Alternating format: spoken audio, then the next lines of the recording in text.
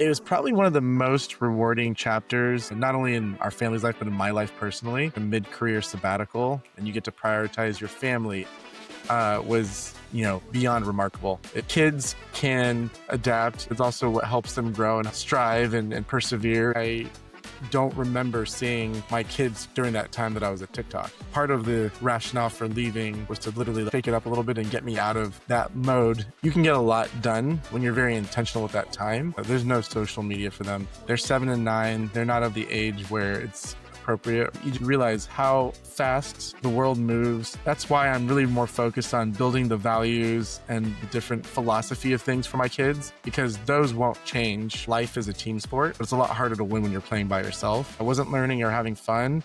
I would leave and find something else. I only care about the stat of how many people that have worked on my teams that have become CMOs or C-level executives in their own right. Right now, I'm at 7. Welcome to CEOs and ABCs, real stories from execs who lead at work and show up at home. Career moves, parenting wins and fails, and everything in between. I'm your host, Kevin Rice. Here's today's episode. My guest today has built some of the most culturally relevant brands of the last 2 decades. He led marketing at Taco Bell, Samsung. He brought Hulu into cultural conversations with bold, unexpected campaigns. At TikTok, he guided global marketing through one of the most explosive periods of growth in social media history. He currently serves as president and CMO of a joint venture between Diageo and Main Street Advisors, where he oversees Lobos 1707 and Ciroc Vodka. But beyond the resume, Nick is a really intentional father who pressed pause and moved his young family to London for 3 years, visited over 20 countries, and gave him a reset on presence. In this episode, we talk about what that season taught him about designing a life, not just a career, setting real boundaries in high pressure roles, turning weekends into intentional adventures, and bringing his kids into the work he's truly proud of, like letting them have a peek behind the scenes at a pickleball brand activation. We get into the practical side of parenting today, guardrails on screens and social media, teaching generosity and kindness, and why he's investing in languages and music over short term must learn skills, and how he's coaching his teams and his kids to be curious, resilient leaders in a world that changes daily. If you're trying to build an ambitious career at work without losing yourself at home, this conversation's for you. My guest today is Nick Tran. Nick, thank you so much for being here. Thank you for having me. This is going to be fun. Yeah, I appreciate it. You recently just returned from a stint living overseas. Yep. Tell us about it. What was that like with your family living overseas for a while? It was probably one of the most rewarding chapters, not only in our family's life, but in my life personally. So to not be focused on work and have a moment in your, time where you have like a mid-career sabbatical and you get to prioritize your family and travel and making breakfast and going on walks and exploring the city around you, especially one that you've never been to before, was, beyond remarkable. It was without a doubt one of the best gifts I could have given to myself and to my family. So I would highly recommend anyone that has the opportunity to just do like a few months here, or in my case, 3 years, where you can just take some time and enjoy that with your family. I think it's a critical part of life. That's amazing. So was this a career move, or was this purely about giving your family kind of like a more worldly view? It was definitely the latter. So there was nothing out there from a career perspective. We had lived my entire life in Southern California. My wife was from Arizona, but when we had our kids, we were pretty much rooted in Southern California, and by family and by friends and all that stuff. But then it kind of struck us that if we didn't move while the kids were young, we'd probably get to a point where they're in school, they have friends, they have a community around them, and you don't want to pull them out of that in the midst of like junior high or high school. I feel like that's just traumatic for kids. So we recognized that when they were 3 and 5, if we were to do something bold and get out of our comfort zone, that would probably be the best time. And we just literally made the decision and pulled the trigger, and then ended up going to London. And I'd actually never visited London before in my life. So it was a completely new adventure. We were discovering the entire city and country as a family for the first time. And it really opened up my eyes to what people are capable of doing, even though it's uncomfortable. And at the same time, how adaptable kids, especially at that age, are. We put them in a British school system, and for the ages that they were there, feel like they're from the UK, even though they're blatantly American. What do you hope your kids take away from that experience? The takeaway for them, I hope, is that there was a chapter in their childhood that they remember me being completely present. When I was younger, both my parents were working full time, and I didn't get a chance to see them as often as I probably would have wanted to, let alone be able to travel and have them involved in all the day to day stuff. I think we ended up going to like 23 different countries in the 3 years. So Oh, that's I hope they amazing. remember some of the places that we visited, some of the friends that we made, the communities that we were a part of. And then, there's so many lessons that you can learn from being abroad and having a little bit more of like a global view of what's happening in the world. For myself, growing up in the US, everything was a very like US first, US centric approach, seeing the world through the lens of someone that's spent, half of their lives at this stage abroad is just something that I hope that they keep with them forever. Yeah, that's amazing. I have always dreamed of having my kids and taking them and moving and living overseas. For the reasons you described earlier, I feel like I just kind of missed the opportunity where they're kind of rooted now. They've got friends, we've got a support system here, and it's just so hard to make that Yeah. move. So I really applaud you for doing it. It sounds Yeah, amazing. and we didn't wanna get to a point where we felt, like, regret about not doing it, and my wife and I we've always Yeah. said, like, we would love to do that, and because I was in a position where I wasn't working and my wife was open to not working as well, it really just kind of became the catalyst for us to say, "Okay, well, there's no better time than now, so let's literally open up a map and decide what would be best for a fun experience for the kids." And so we looked for a place that was English speaking and a place that they could easily get to know people and build friendships. So it was down to Canada, UK, and Australia. Australia is just so far from everything else. So if you want to also travel, it's Yeah. difficult. Canada just felt like similar to the US. Too Yeah, close too to close to home. home. So we settled on London again, never having visited. And there was a little bit of anxiousness when we first landed, like, what did we do? What did we get ourselves into?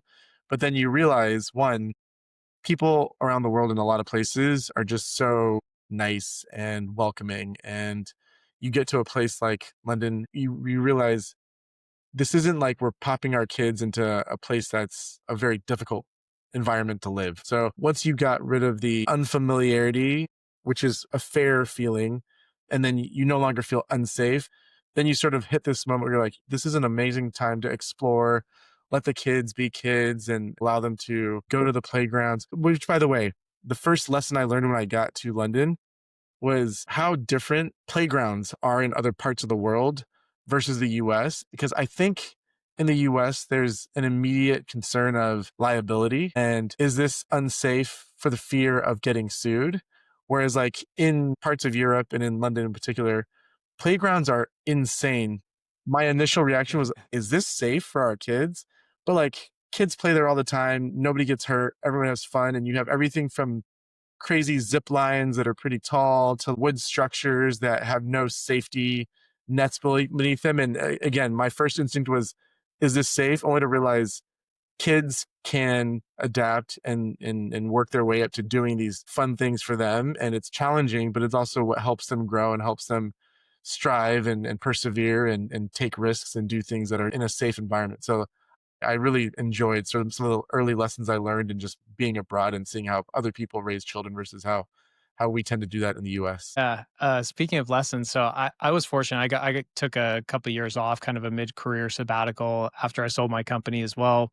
And I used that time really intentionally to reconnect with my kids because when I was working, it was long hours. I was traveling a lot. I was missing time with them. And I just started to feel a great distance between me and my children. Sure. And taking time off, I really focused in on our connection and starting to think about applying the same intentionality that I did with my career to my personal life. And so I took a lot of lessons from reflecting on the way I was working my career into that break and then applied them to now that I've like started working again. I'm curious, what lessons did you learn about how you were working in your career? And what are you bringing forward now that you are back in a role as president of this joint venture between Mainstream Advisors and Diageo? Yeah. So I feel that most people plan out their work life and they have certain milestones that they want to accomplish. And they take their personal life as their moment to relax and be unburdened by those checklists, let's call it. And where I wanted to prioritize my life was in doing things with my family and my kids. And I put little milestones together that would help us feel like we were moving forward in a relationship with like our family more so than anything. So one of the things that I quickly learned is that, pancakes aren't the same in London as they are in the US. And my kids loved pancakes. So I made it a point to try to quickly learn how to make pancakes from scratch as quickly as I could so that I could make that for them and make sure that they had a piece of that with them when they were abroad. So having those little things that I tried to accomplish to build that relationship and be closer with the family was one of the first things I did when I took that time off. And then recognizing that the times during the week that they were in school was sort of my time to do what I needed to do for myself, but that the times when they came back home and when we had weekends, that's when like my actual quote unquote work started when I was abroad. So it was just sort of like flipping the schedule and then taking advantage of every weekend that we had and trying to do as many things that we knew would be fulfilling to them and exciting for them. Again, whether it was traveling to Paris for the weekend or going to another country for an extended weekend or meeting up with their friends in their native countries. Because a lot of the kids from London are actually from London, they're from other parts of Europe. And then just recognizing that even within the UK, there's just so much to explore. It really gave us this mindset of, okay, the weekdays I'm resting, and then the weekends we're full on, we're taking, charge of our time and maximizing it to the fullest that we can make so that when we left, we leave knowing that we put it all out on the table and we didn't, waste any of the time that we were there just thinking that we were in a comfortable environment and then miss out on all the opportunities that you have by being abroad. I love that. It really resonates. When I'm not intentional about my time with my children, especially when I'm working and especially when I was in a high stress position, I would just go into default and we would go through the Yeah, motions. And I would look back and I feel like I kind of wasted that weekend or I wasted that evening. When I was more intentional and I thought about, okay, here's an activity we can do to talk about resilience or talk about teamwork. Like, I'll give you one example. I came up with a little Lego project where my kids had to each build a piece of a Lego project and then figure out how to put it together as a single unit. And then I used that as kind of a way to talk about teamwork. I look back and I felt like that was such a more like meaningful use of time than just like going through the motions and being distracted and thinking about work. sure. I'd love to hear some more of the milestones that you thought about for your family and how you've worked towards putting those in place. Travel was an easy one because we all knew we wanted to travel. So it was really about how we immerse ourselves in different cultures and pick up some of the local nuances. So, in addition to the major cities, we would try to add to our list of places to visit these secondary cities that might be overlooked by a lot of folks that have to travel far distances to get to Europe. So we were able to discover cities like Falsterbo, which is on the southern western tip of Sweden that most people would never have heard about. We were able to go to this city in Finland where we were able to watch the Northern Lights and have this crazy experience where um, there was a sauna in our room, and we would throw the kids and like family into the sauna, get super, super, super hot to the point where we were like sweating, and then immediately bundle up in our winter gear, run outside when the alert told us that the northern lights were now appearing over us. And then we would just lay down in the snow, watching the northern lights do this magical display above us. And then when we were too cold to lay outside, we'd run back in and then sit in the sauna for a half hour to basically defrost. So those milestones with where we visited and what we did were also engineered by my wife and I to try to take advantage of the things that most people don't get to do when they're so far away. So you get this ability to explore culture in the way that a local would be explored. So that was one milestone. The other thing that we really enjoy as a family is just food. So there's this rule that we always try new things, and we were trying to expose our kids to as many different cuisines as possible. So at some restaurants they went to, they'd have these little passports, which I thought were really fun ideas. So you could have a little food passport where when you go to different countries, you're not just trying the expected cuisines, but you're trying things that most tourists might not be trying. And then they can have little stamps and then stamp that they tried these various dishes. So food was another milestone that we did.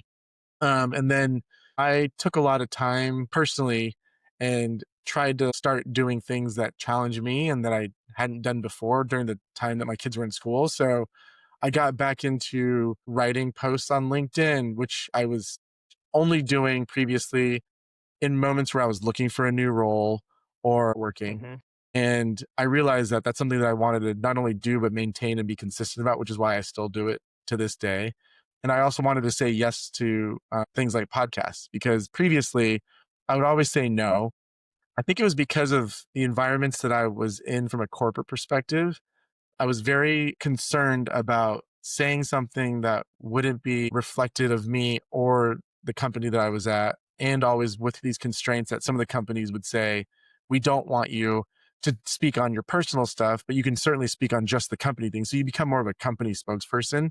So for a while, I was avoiding the opportunity to speak about myself and my experience and what I've been through. So I also started to, say yes to a lot of these opportunities more and be more vocal about what I've learned. So those are like a handful of the milestones that we were trying to accomplish while we were abroad. Yeah, that's amazing. I think there's a lot of like lessons and values that you're able to instill in your kids in a deeper way, right? It's not just like a conversation about, hey, we should try new things. You have real experiences to anchor those lessons for life, which makes me think about like some other inflection points that maybe you went through, like the first time you became a parent. What was that experience like for you? Like, how did your perspective on work and career change as you became a father? I think it was a little bit different for my first child versus my second child because when we had our firstborn, it was important for me to feel that I could provide for the family. And if, my wife wanted to take time off, it was something that I wanted to make sure that I could do and support. I almost took the moment that we had kids like a fire under me to try to do as much as I could to earn whatever I could and ensure that we were stable. So I think that was the initial motivation. By the time we had our second kid, I think we were in a little bit more of a comfortable environment. And I started to focus my attention, knowing likely that that would be our last kid, that we would, be intentional about what the time we spent. And I was more present and I was traveling less. And I was trying to make sure that I was there when she was young because the parts that I missed for my son were the early stages, like moving from 0 to 3 months, 3 to 6, 6 to 12, 12 to 2, like, 12 months to 2 years old. Those Yeah. leaps are so significant that if you don't really immerse yourself in those stages, in a blink of an eye, they're a toddler. And you would have missed out on all those like little Yeah. nuances they had when they were babies. So I think those elements that I missed for our first, because I was just so focused on working, I tried to be more mindful of when we had our second. And then I will say the moment that I got to TikTok, it became very difficult to balance, mainly because the pace of work at TikTok was unlike any place I'd ever seen before. I was heading up marketing globally, and it was the most fun and exhilarating role that I had, up until the end. And I realized I was getting to the point where I was like pretty much addicted and obsessed with work. And it was almost unhealthy, the relationship that I had with work at that point, because we would start at 6 a.m. in the US because that's the only time that the global team could meet. I'd start with Europe, then I'd go to the US, then I'd work with Asia at night. So it was this like steady stream of like meetings that I was obligated to have. And then the pace that we were working was also like incredibly fast because we were trying to literally market at the speed of culture, which was getting to the Yeah. point where it was innovative, fun, exciting, but then also feeding this obsession because the more stuff you make and the more stuff you see in the market, the better you feel and the more excited you are at the next thing. So we were essentially just grinding things out to the point where I don't remember seeing my kids during that time that I was at TikTok.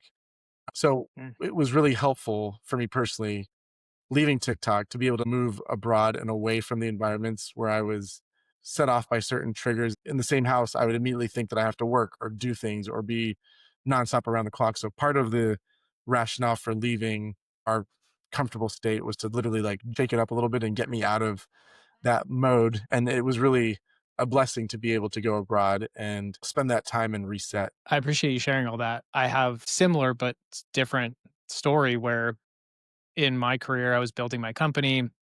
In the last couple of years before we sold it, I was working incredibly long hours, but more importantly, the hours I was with my kids, I wasn't really present for them. I was thinking about the next meeting, I was thinking about the next client presentation. And so I was physically there, but I wasn't mentally or emotionally or even like energetically present for them. And I'm curious, is that just the way that it is for people like us who have high ambition? Is there anything you would have done differently if you know what you know now back then? TikTok was hard because the expectations for us were to be in that mode.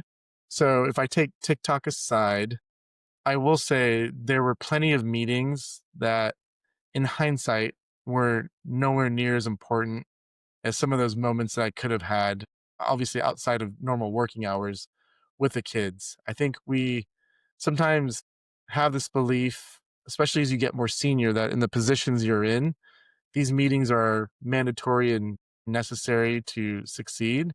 And I've realized now that majority of the meetings don't drive much impact. So I've been a lot more intentional. One of the things that I did when I was abroad actually was I started helping out and consulting different brands. And my approach, which is going to sound maybe a little bit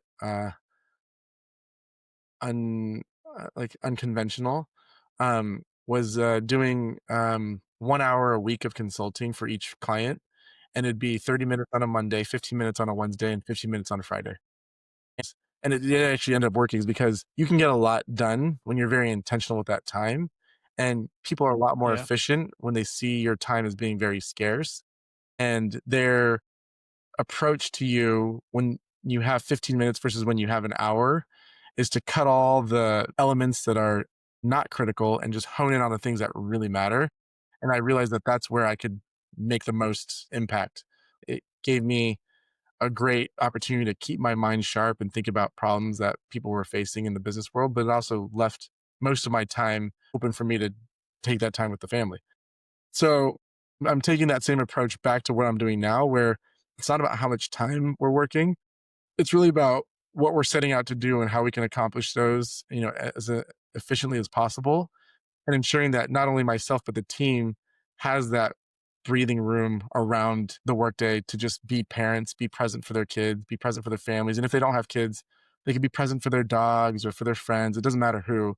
But I think we all need to have a little bit of that moment of either rest or leisure to really bring our best game to the field. Yeah. Meetings are kind of like gas, right? Like they fill up the space that you give them. So being more intentional with the time kind of is a forcing function to get them done more efficiently. And what I'm hearing from you is really around boundaries and intention. And that was kind of the same lesson I took away. I look back at my career and I don't know if I would have been able to accomplish the things I accomplished without pushing really hard. But what I could have done differently was been more intentional about the time I did have with my kids. Be more present, plan that time so that it's more meaningful. And I think that's a big motivation for me now as I get back into, a full-time role that takes a lot of my attention is just to carve out those moments that I'm with the kids and not worry about the work element, but then know that as soon as it's time, I'm back in it. And luckily now they're at an Yeah. age where they're in school most of the day.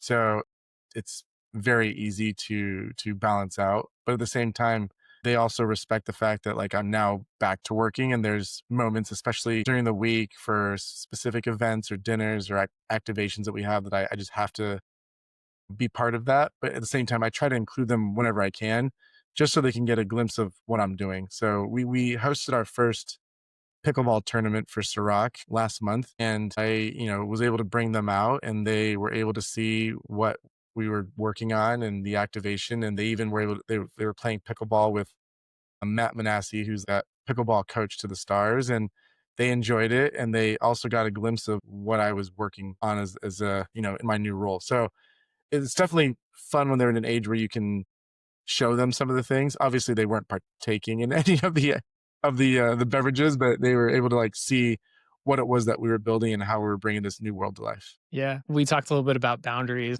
And one of the things I'm starting to think a lot about, and you're the perfect person to talk to about this, is boundaries in social media. And how are you thinking about introducing your children to social media if you haven't already? And what guardrails are you thinking about putting in place? Yeah. I mean, I have a pretty hard stance on this. There's no social media for them. They're 7 and 9. They're not of the age where it's even remotely appropriate or a thing that I feel is a discussion topic, for us. They have very limited access to the internet. They have minimal screen time, but that's something that we've been doing since they were kids. So when they were younger, they would be able to do 3 episodes of Bluey a week. So it's basically 24 minutes. That was pretty much the extent of their screen time. Now that they're a little bit older and they have friends that are still in London, we give them about 5 minutes roughly a night to message their friends, but that's supervised and it's in a closed environment where they're only able to message their friends and no one else can message them and they can't message anyone else. They have unrestricted access to message their grandparents and FaceTime their grandparents. But outside of that, there's literally no screen time, let alone social media. I don't find social media to be generally helpful for kids that are under 13. I don't think it helps promote any positivity or any traits that are beneficial for them. Definitely does not develop any habits that you want to maintain. So we've been pretty intentional about not exposing them to anything in that world until they're much older. I also encourage friends and family members with young kids to not let them be on social media, especially short form. And it's just because that's not really the best place for a developing brain to spend their time. So I definitely avoid that in totality. As far as like, screen time on things that we're okay with, in New York, at the school that they're at, they actually have a lot of homework that's done on iPads. So the homework that they do, obviously, screen time, fine, no problem. There's some specific games that are educational in nature that I'm open to. And then when they travel for long periods of time, so my son might be playing chess on his, iPad, and my daughter might be watching Bluey or things like that. So that's pretty much where we allow them to participate. When it comes to social, I don't mind showing them a video that I find interesting once in a while, or if there's something that they're curious about, but it's not something that they have access to. It's literally me showing them specifically something that I think is cute or funny on my phone, and then doing it in a one burst moment where they're not scrolling and sifting through. It's me showing them that one thing and then taking it away. Yeah. I appreciate that because it helps, like, strengthen my own resolve. My son, he's asked me dozens of times if he can create his own YouTube channel because where he gets exposure to it is not at my house, but when he goes and like, does play dates with Sure. friends.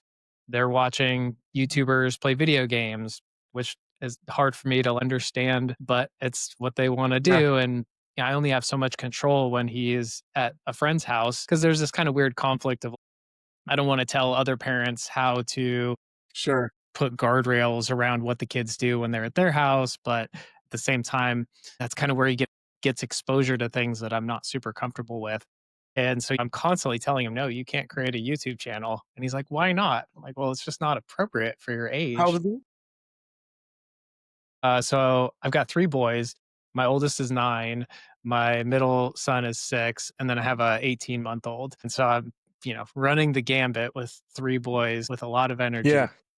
I mean, what I would do if I were in your shoes is if my 9-year-old, so I have a 9-year-old, if he said, "I wanna start a YouTube channel," I'd first ask him, like, "What do you wanna, share on your YouTube channel?" And dig into the things that are exciting to them about it, because if you dig in and it's just the idea of being a YouTuber or a creator that has some level of fame, that's like not really helpful. But if he was like, "Oh, I really love science and I'd love to create a channel where I can share my love for science with folks and I want to show experiments that I'm working on and doing all these different things," there's a way to channel that to something really positive and fun. And then if the idea is like, "Yeah, if you want, we can record some of these and we can put it on YouTube as a private link to your grandparents so they can see the experiments you're doing, or you can teach your cousins this thing down the road." Like those are all outlets that I think are actually acceptable.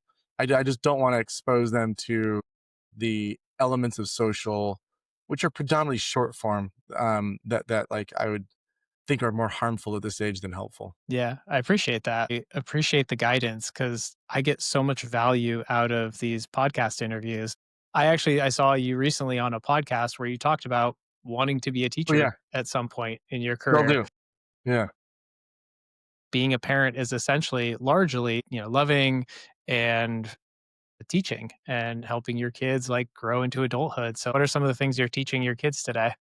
Ooh, I feel like they're taught quite a bit. The main things that stand out. I have a big emphasis on my older child, more so because of him being the firstborn and probably those nuances, but make sure that he can learn how to be generous. I don't want him to ever feel like we're in a world where if I get something, that means you don't. And if you get something, that means I don't. I think there's definitely this mindset of abundance, which a lot of people have talked about before, that I'm trying to instill on him so that he feels that a lot of people can win. And the more that you give, the more that you receive. My daughter, who's the younger one, with her, it's just really about kindness. I don't know if it's like a boy girl thing, but there's definitely this like nuance where the girls are a little bit more like advanced and a little bit more mature. And sometimes, even though she's younger, some things happen in the classroom and she'll point out that like that wasn't very nice from that other person. And then before she even gets to the here's how I'm going to retaliate, I try to like intervene and let her know that like, well, if it didn't make you feel very good, we don't want anyone else to feel that way because it's just like a perpetual cycle. And I really just want to instill kindness in her because she's actually a fairly generous kid.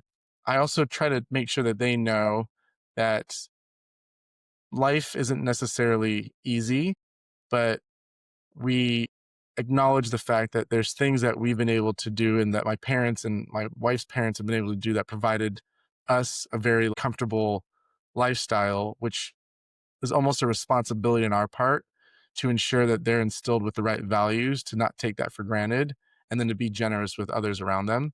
So that's a big one that I'm always pushing. As far as like traditional elements, they really like music. Yeah. So both my kids are doing piano and violin and in choir, and it's not something that I'm necessarily very musically inclined, but they just seemed passionate about it, so we just wanted to feel that passion and give them more support around it. And my son, for the first time, his class is doing, the John Lennon song "Imagine" from, some end of Yeah. school year situation, and he asked the teacher, he said, I mean, I could sing with the rest of the class, or if you want, I would love to play the violin to the music. And this was something that caught me off guard. And so the teacher sent us a note saying, "Hey, your son asked if he could do the violin accompaniment to Imagine." And I immediately just felt this like burst of joy like inside that just Pride. pride to a degree, but Yeah. like more joy, just that like Yeah. he was accomplishing and working on something that he wanted to share with his classmates. He was now knowing that Yeah. he had to work harder because it's harder to do the violin than just to sing it. And he was willing to put in that effort to then showcase that with his class. So for me, I was just so overjoyed that he wanted to do that for himself and it was nothing that we were pushing. So those lessons I Yeah. find to be most critical. As long as they're curious and we put them in situations where the answers aren't just given to them, but we talk things through. My favorite thing is my son will randomly ask questions right before bed or when we're on walks. And it's in those moments of silence when they're bored to a degree that they start to think about things that they otherwise wouldn't have thought about. So my son asked me, do more planes fly into JFK than leave, or do more planes leave than come in? And it was one of those things where instinctively I was like, I don't actually know, feels like it would be kind of the same, but like, what do you think? And then he was breaking it down like, well, there's a lot of people in New York, more people than I've seen in any other place, but it's a place that a lot of people seem to want to visit. I don't know. So he was like kind of breaking down the logic of his thought. And then after 5 minutes of him going through his thought process, I was like, well, why don't you just ask your mom? And his mom is just like very practical. So as soon as he asked her, she's like, it's the same because when a plane flies in, it has to leave. I was just like, okay, I mean, that's very simple. But like, I just love seeing them go through the thought process and breaking things down and uncovering what the world is showing them and what they observe and how they, distill that into like actual knowledge. So yeah, those are all the things that we really try to teach the kids. Yeah. Keeping space for that, right? boredom is actually a great thing for Absolutely. kids. Even It for adults. forces them to get Even for creative. adults. Yeah. I wanted to talk to you a little bit about the world is changing dramatically, right? What the corporate world looked like a few years ago looks completely different today, Yeah. and it's going to be completely different in the future. Yeah. So, along these lines of like what you're working with your kids on, how are you preparing your kids with the skills or values? Because you mentioned some of your values to thrive in the future that's really hard to comprehend in the next 10 years or by the time they enter the workforce. Yeah. That's honestly really tough. I don't know if I have a good answer because if you'd have asked any parent 3 years ago, what is the one skill that their kid needs to learn? They would have said coding or like Software software development. development. Yep. And would they have been wrong at the time?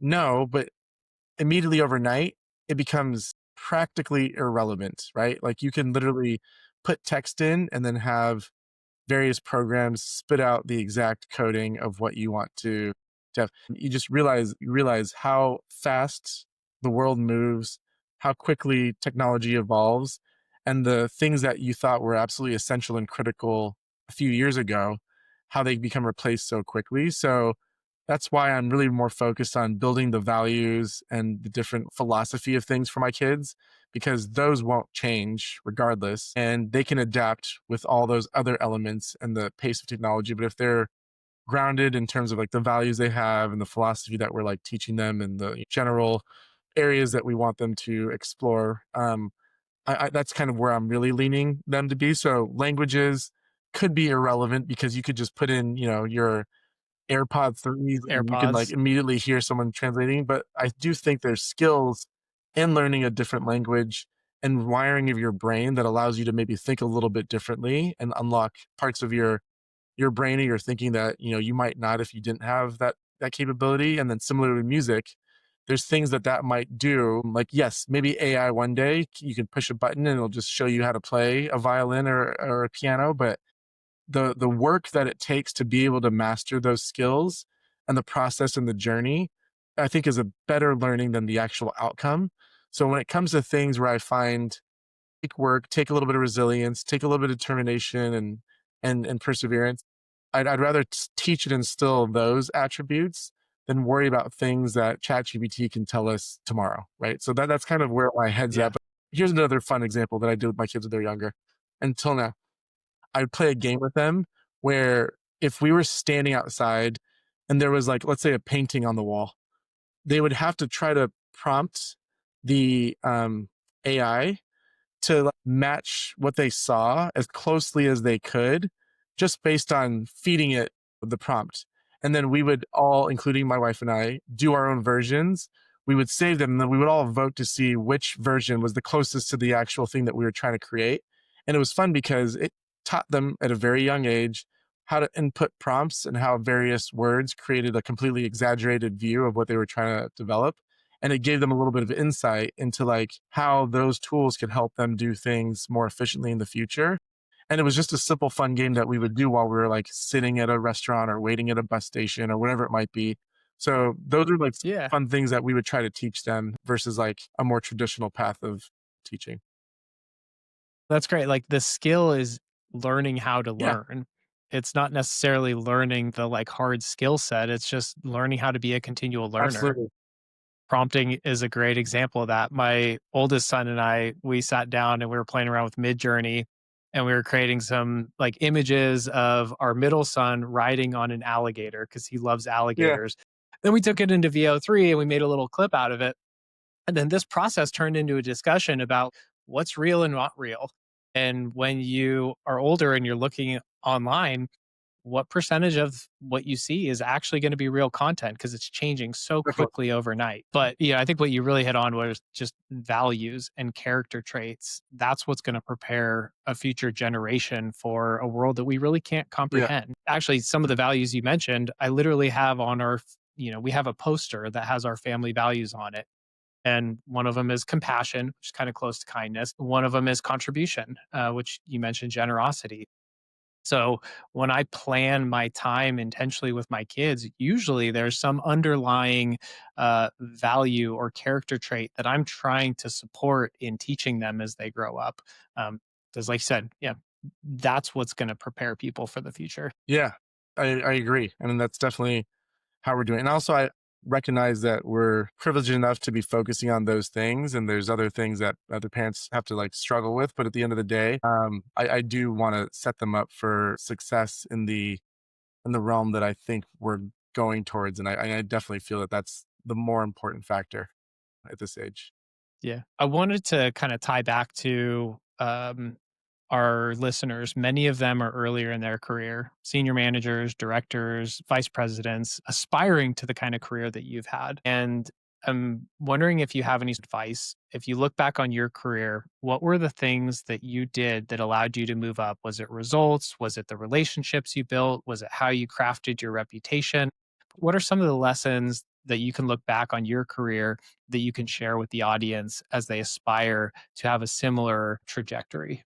I honestly think it's a lot of what you just mentioned, and it's not just one of those dimensions. I think they all feed into the like success that an individual has. I tend to use this, idea often, and it's something that I share with everyone that asks. I find, that life is a team sport.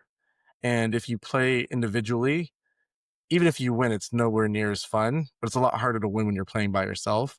So it's important to find your cohort and have this group that grows with you in your career who are doing things and experiencing their own elements that allow the group to basically feed off of each other and know how to learn a lot more at a rapid pace. So I have the cohort that I grew up with at not only Taco Bell, but which by the way was an incredible group of individuals. We jokingly call it like the Taco Bell Mafia, where the folks that came from there ended up becoming CEOs and CMOs and founders of a bunch of amazing companies. And then this group that I was working as peers, where I was, at Taco Bell doing social media, and there's people that were running social media at other brands. We also developed this cohort, and we've stayed close since the beginning of our careers. And as we've all risen, we've been able to share that experience with our close cohort. And then they've been able to take those learnings and then run with it. And then they share learnings with you, and then you run with it, and so on and so forth. So, one thing is that network that you have to not only just have mentors, but actually people that you're growing in your career with. I think that's been a critical part of my success. The other element is that the more that you focus in on the results, the less I think you actually win and succeed, because you're already setting up yourself to avoid anything that's truly groundbreaking or innovative, because in order to win in most cases, you just have to be a little bit better than everyone else, and it's safer to play within those parameters and in that framework. So what I found is that if you're chasing title or money or promotion, you will likely be able to do fairly well early in your career, but then you'll plateau a lot earlier than people who have a longer view of their career, and they don't think of each step as like a rung in the ladder, but they have a north star that guides them. So you mentioned earlier, like my north star is that I wanted to go back to teach. So what fueled me was this idea of, the more I learn and the better I am at marketing, the better I will be at, as being a teacher. And if I could get to the point where I'm one of the best marketers in the world, then that means I will be one of the best teachers of marketing in the world, which is really what my goal was. So while other people were competing for different jobs or titles or compensation packages or whatever it might be, I just focused on learning as much as I could and leaving the outcome to be dictated by, other people. So then I was almost able to navigate through this like, career trajectory at a much faster pace, because I wasn't bogged down by the politics or by the, allure of titles, and just basically made it clear that if I wasn't learning or having fun, I would leave and find something else. And as long as I was learning and having fun and I could use that as a case study in the future to be a better teacher, I'll keep at it. And that opened up more opportunities than you can imagine, because people saw that there was a motivation behind just climbing the corporate ladder. And that also helped fuel a few people around me to recognize that my intentions were, a bit more interesting than what most people are asking for. And they literally helped carve and craft my career, starting with things like Patau, which is, where we met, and other member invite only things, because I entered that world at such an early age because people saw that I wasn't there for the title or for the comp. I was there just to learn and grow. And so they plugged me into these networks at a much earlier age than I ever should have been part of it, which also helped propel my career at a very fast pace. How are you taking some of these lessons and helping to offer them to your teams today? As a leader, a big part of your job is how you elevate people beneath you into leadership roles themselves. So what are some of the things that you're coaching or Yeah. teaching your own teams on how to grow in their career? My number one stat for me is, aside from, or in spite of any of the awards that I've won, I only care about the stat of how many people that have worked on my teams that have become CMOs or C-level executives in their own right. And right now I'm at 7. So my goal is to try to increase that as much as I can before I end up hanging it up, and ensuring that more people that have worked with me are given the ability to learn and then grow and then take on challenges for themselves that push them up into that C-level role. Um, One of the things that I've enabled my team to do, which again might seem counterintuitive, but I find it important, I have pushed all of my direct reports, which is chunk of the company right now, to focus on developing their personal brand and highlighting their thought leadership on LinkedIn. And it's because I don't think LinkedIn is just a tool for people to go and find jobs. I think it's a great platform to highlight the work and create meaningful relationships with people across different brands and companies. And if they see that you're doing something fun and interesting, they're more likely to reach out to you with an idea to enhance the brand that you're currently working on. So I am a huge proponent, to the point where I hired someone to basically give them consulting advice on how to improve their presence on LinkedIn, show them like how to craft that personal brand narrative, and ensure that they become thought leaders who can be on podcasts and speak at conferences and do these engagements. Because if I'm doing it, it's fine. But if 12 of us are doing it, that's a lot of amplification for a brand that, is now trying to come back into culture, be relevant, and drive a new narrative. And I'd rather have 12 people working on that than just one. So I'm definitely pushing a lot of that through my teams and through my network. That's great. I totally agree. I think building a personal professional brand is probably one of the most important things you can be doing to grow in your career right now, whether it's, being able to get a promotion in your current company or get noticed for new opportunities with other employers. Most of the best jobs are not posted on jobs boards these No, days. Like, we have it on our Patao WhatsApp group. There's tons of awesome jobs that get passed behind the scenes and get filled through referrals. And those referrals are based on like who you know. for sure. And a big part of that is how you present yourself online and the brand you're Yep. building. Yep. I think that's all why I find that to be such an area of passion that I don't want the team to neglect. Even though I know they're working really hard, it doesn't take that much time. Spend 5 minutes every other day.